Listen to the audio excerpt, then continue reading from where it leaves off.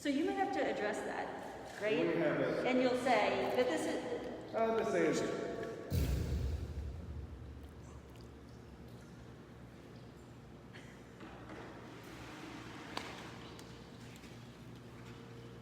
Hey guys, welcome back to Cincinnati's new home safari. My name is Ryan, I'm the head keeper here at the herpetology department, and today we're going to talk about Chinese alligators, which is pretty cool. But first, of course, hi Amy, hi Peter, how you guys doing? So what we have here are four brother Chinese alligators. They're about 25 years old. They were born in the Bronx, New York. They came from the WCS, Wildlife Conservation Society there. These guys are a critically endangered species of crocodilian. There's estimates that there's less than 100 mature adults out in the wild. Habitat fragmentation has been a big part of that. Not a lot of space for them to live anymore. But these guys are critically endangered, CITES Appendix 1, so they're very well protected, and they're part of the AZA's Species Survival Plan, the SSP. And that's why we have them here. We're holding them for a while right now. And they've been here for a number of years, since 2001. So they've been here for a long, long time. And what we're going to do today is actually feed these guys for you. We're going to use our special tongs here called Pilstrom tongs, classic reptile tools. And they're going to be eating some smaller rodents and some herring that we've pulled out for. We want to go ahead and start. My buddy John will help out over there. Basically, we're just going to hand them down to him.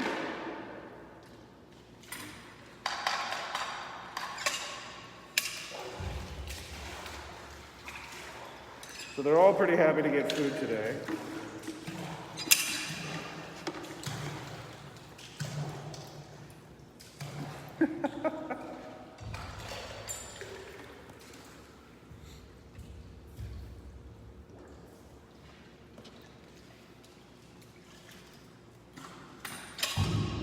Ooh, you can hear that. These guys are incredibly loud. They snort and grunt and bellow. Louder than you would think possible. There you go. Sam wants to know how you tell an alligator apart from a crocodile. Well, typically, we just know because we're professional herpetologists. But a rounded snout is classic for an alligator, and a pointed snout is classic for a crocodile. But we also look at the third mandibular tooth, which is the third tooth from the front, from the lower jaw. On crocodiles, they're always protruding from the mouth when their mouth is closed, and the alligator is always closed. It's always inside the mouth. These are actually one of only two species of alligators found in the wild, along with our American alligator.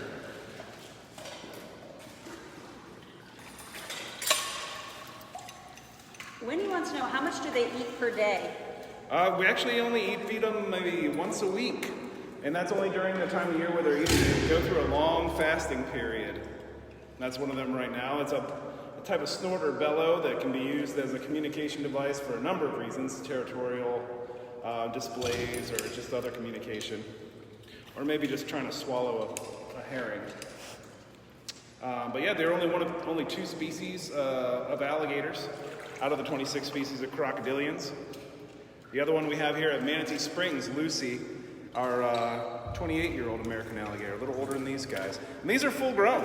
A lot of people think alligators always have to get big, crocodilians always have to get big, but I mean, these guys are maybe 40 pounds and 5 feet total length at the most, maybe 5-6 feet, and that's all they're gonna grow. They'll continue to grow very, very slowly, as all reptiles do, but they're pretty much there.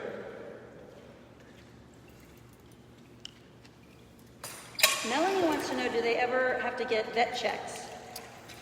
Yeah, every year we have what we call Reptile Rounds, and the vets come in and take a look at them. We get them out, we get weights on them, we get certain measurements, get a nice close inspection of everything, make sure that all their toes look good, all their mouths look good, and they're overall in general good shape. But that's at least every year, or as needed. Abby asked, what is their favorite food? I would say their favorite food is probably herring. Favorite food is definitely herring. Oh, nope, you've already had yours. So do you make sure that each one gets a certain amount? We do. We try to make sure each one gets at least a certain amount.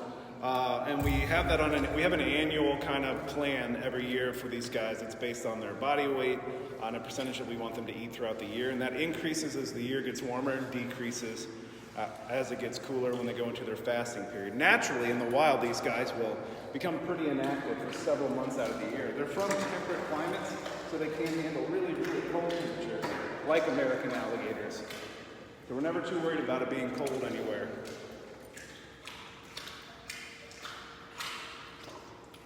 So what part of the year do they not need to eat as much? The winter, anytime it starts cooling down.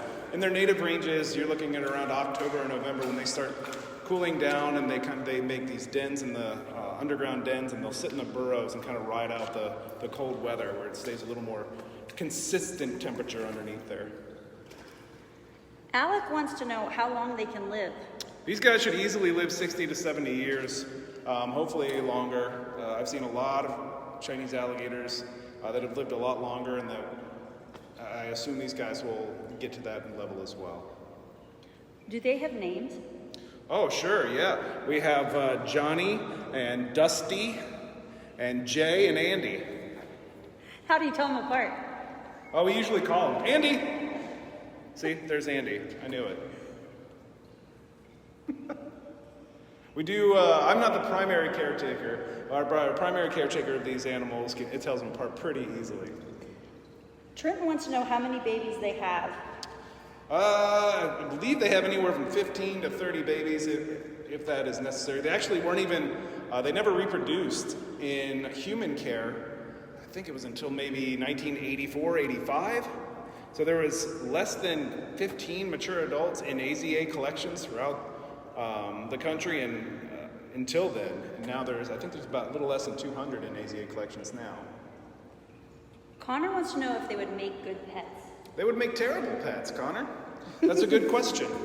They would make terrible pets. They're loud, they're dirty. A bite from one of these guys, although ours are pretty mild-mannered, that's not always the case. A bite from one of these guys would not be fun. It would definitely require medical attention. And they can be bad pets, yes. It would be bad. Let us do that. Let the zoos and AZA accredited facilities handle that for you. Peyton wants to know how many teeth do they have and what happens if they lose one. Well, alligators, all crocodilians, are very similar to sharks in that respect. Is there's always a new tooth growing underneath. So every time they lose a tooth, there's typically one ready to just come right in. If you see the base, like if we ever find a tooth, I wish I had one to show you. Inside of it, it's kind of got a little cone-shaped depression, and that's from the new tooth coming in right behind it. So they just keep going through teeth as they need them. Ethan asked, do they have good eyesight? I think they have great eyesight, yeah. Studies have shown that these guys can see in color as well. So they use their eyesight as well as a number of different things, pit organs and listening to sound and all kinds of things to do what they need to do. What would be their best sense, would you say? Their best sense is probably, so all crocodilians have pit organs, which is a tiny little dot in each one of their scutes, which is what we call typically like a scale, say. Alligators have them on their head, and crocodiles have them all over their body.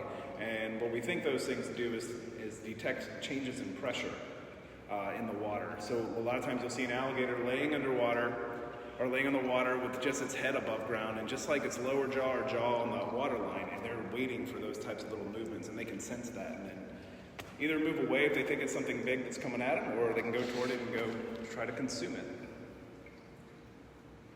Harper wants to know, do they ever fight over the food? Well, sometimes they do. If you're watching, you can see they just get a little excited, and they want to eat the same thing. If we're not quick enough to give them all something to eat at the same time and keep them occupied, then yeah, outside of that, we're usually pretty good at giving them their food quicker. But alligators have incredible immune systems, and they're incredible healers. They can handle a whole lot of things. That's all the questions. Well, guys, I hope you really enjoyed the home safari today. If you click the link, there is an activity that looks really, really fun and really cool to make your own crocodile or alligator. And if you guys, I know this is a really tough time right now, but if you feel like you're in a position to help out the zoo and help us take care of these guys, We would definitely appreciate a contribution from you guys, and we'll see you as soon as this crisis is over and get you guys back in here. Thanks.